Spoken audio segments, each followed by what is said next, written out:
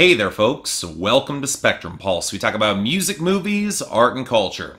And today we are finally going to be talking about the newest album from Sylvan Esso called What Now? So here's a problem that pretty much only music nerds and music critics have that I'm fairly certain that I've brought up on this show before. We simply hear so much music that it becomes a lot harder to surprise us with sounds or tones that are presumed to be on the cutting edge. Oh, sure, it can happen with an interesting melodic turn of phrase, or a really good hook, or lyrics that twist in a fascinating direction, or an artist that's presenting themselves in a starkly different way. But at the end of the day, I have to admit that there's a part of my mind that wants to immediately place new albums, new songs in a context with the sounds of the time. And yes, I know that's not entirely healthy. You go into everything fresh, that whole thing. But context is often important. And if I didn't feel like I was at least acknowledging some of it, I would not be doing my job. So take a band like Sylvan Esso. When I first heard their self-titled debut, their sound immediately fell into place in my mind. Imagine a group who smoothed over some of the edges of Purity Ring with gentler folk tendencies and an odd sense of heartfelt but wry humor that could draw you towards the huskier tones rather than just shock you with visceral detail in the lyrics. By necessity, that made them a bit of a subtler indie pop group, and yet one that I was certain was never going to get the same kind of buzz. The hooks had a bit of a slower burn, the writing required a little bit more to unpack, and while I wasn't really crazy about that debut album, I definitely heard a lot of its appeal. They made complete sense in the indie pop scene of 2014. At least for me. And to my actual mild surprise, that record actually turned out to be a modest hit, prompting a switch in label and the band to release a follow-up album this year that finally managed to get to the top of my schedule. It's been out for a while. Apparently they're going to take more of a satirical approach to bigger sounds and modern pop this time around, which kind of made sense to me given their sense of humor and wry style in their delivery.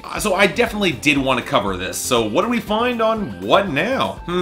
Well, it's certainly an interesting case. The sort of indie pop record that does show an advancement of their sound and style and really is anchored by a lot of the writing stepping it up a notch. The sort of project where I completely get a lot of the good reviews this album is getting, and yet I'm not really as crazy about it as I want to be. And this is coming from somebody who is a real sucker for a strong, nuanced pop satire. But if anything, What Now reminds me of a lot more of is Metric's Pagans in Vegas from 2015, buoyed by sharp, incisive writing that will not get the credit it deserves, but ultimately just not quite delivering the pop tunes as sharp as what they were looking to dissect. Both good projects to be sure, but just kind of shy of greatness, at least for me. And I want to start off with that satire because the nuanced take that Sylvan Esso has on modern pop, particularly indie pop, is pretty fascinating, most because of the framing and the desire to actually dig a little bit deeper. They aren't afraid to admit that they themselves are an indie pop act, so the bigger question becomes not just what it makes to make good pop music, but how that sort of pop music and pop culture influences and drives one's life around it. What pushes the satire in some pretty odd directions. I mean, radio is the most obvious example, taking the detached self-flagellation of Katy Perry's Chained to the Rhythm to a much more dark and incisive place in describing her brand of folk pop as she tries everything to get a radio hit that will inevitably fade away so quickly, and she knows it. Most pop starlets would not sing a line,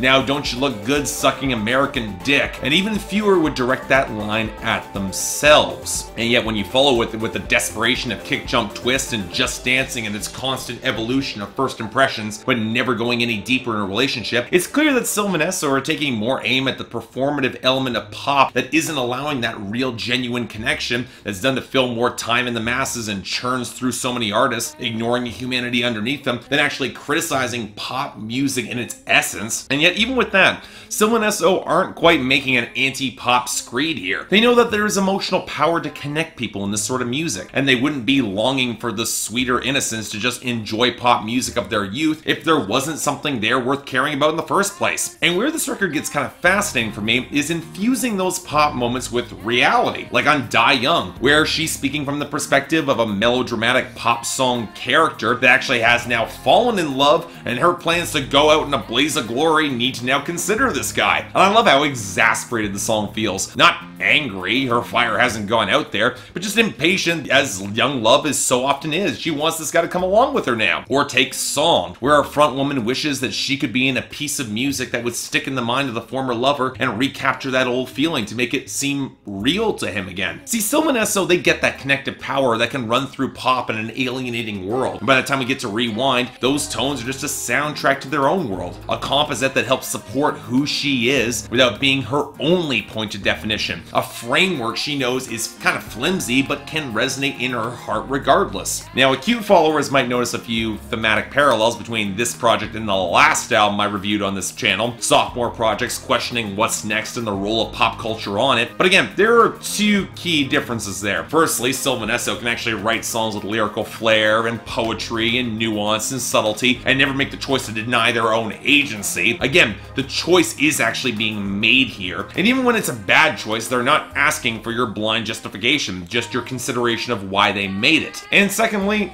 look, Amelia Meath is just a great performer on this album. And while I don't really think a song like Slackjaw quite fits in with the rest of the record, her subtle, husky delivery, it's a great fit for this album. Reminiscent of Mandy Lee and Mr. Wives, but with the poise and wry confidence to underplay and only rely on pitch correction when they need to make an artistic point. Like how they blend in tuning of a broken synthesizer around her vocals for sound, as she's trying to assemble a tone that's played so loud that it can reach anyone. A nifty layered metaphor reflecting both love overstated with details lost, but also how pop songs can become ubiquitous and just overwhelm one's senses. And here's the funny thing.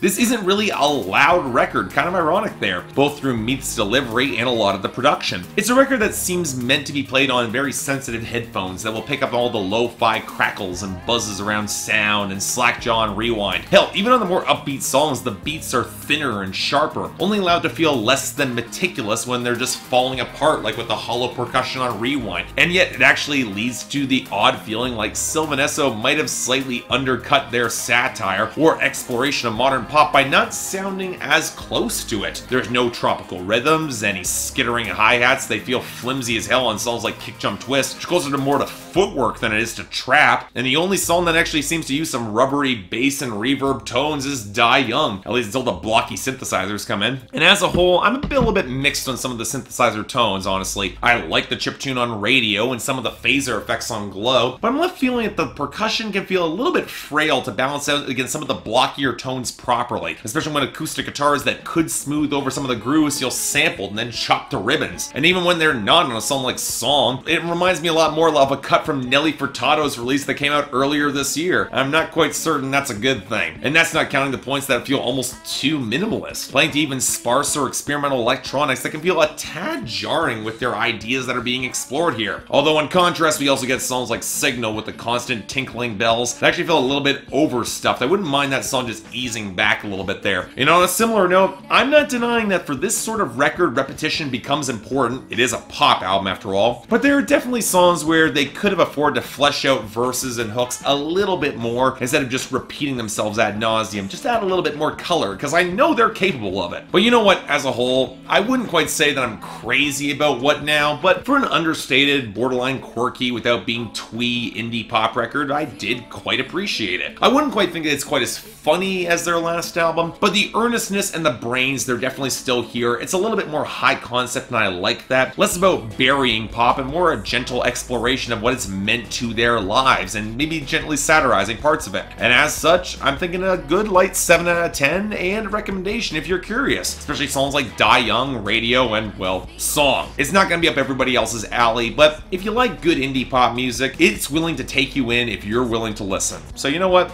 Check it out. Probably like it. So yeah, thanks a lot for watching. Like to like and subscribe, I'd be more than grateful. As I said in my last review, voice is a little bit hoarse right now. I'm trying to work through it. Just be patient with me.